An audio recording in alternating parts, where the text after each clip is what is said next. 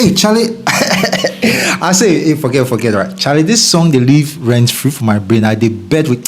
Anyway, but have you realized that people make it very difficult for us to understand crypto? If you ask someone who is a crypto geek about how crypto works, they go like, crypto is like decentralized application that runs on a blockchain, and they mention Genesis block and Satoshi Nakamoto. All be like.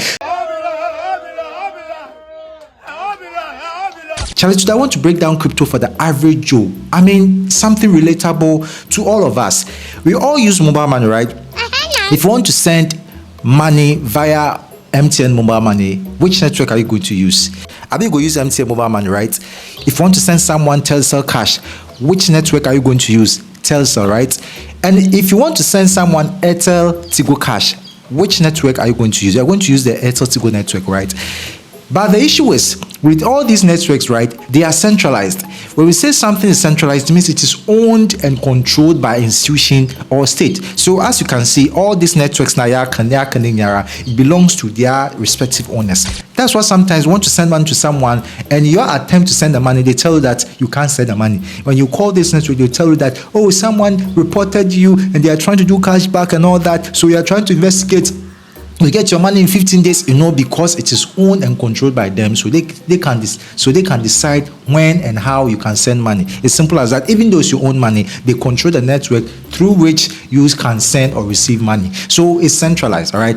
Crypto is quite different. Crypto also runs on a certain network called blockchain. So if you want to send crypto, let's say Bitcoin or USDT to someone, it runs on its own network, just like all these mobile money networks also have their own system that their mobile money runs on, all right? But with crypto, it runs on a blockchain network, all right?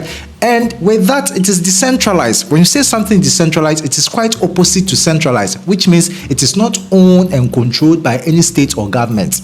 You get it, right? So it's quite the same, but also some kind of different. The only difference is that one is centralized and one is centralized. One is owned and controlled by a state or government. The other is not owned and controlled by anybody. And the great thing about cryptocurrency or blockchain network is the fact that you can send digital asset like NFT. You can pretty much live your entire life on it, because through blockchain you can invest, through blockchain you can stake, you can farm, you can create NFTs. You can do so much more on the blockchain network, which is not only made for sending and receiving cash or receiving money, all right? So in case someone wants to confuse you, what is cryptocurrency? They go like, it's a decentralized application, it's the same as sending and receiving money on the network, just like you can send and receive money on any other network that you know.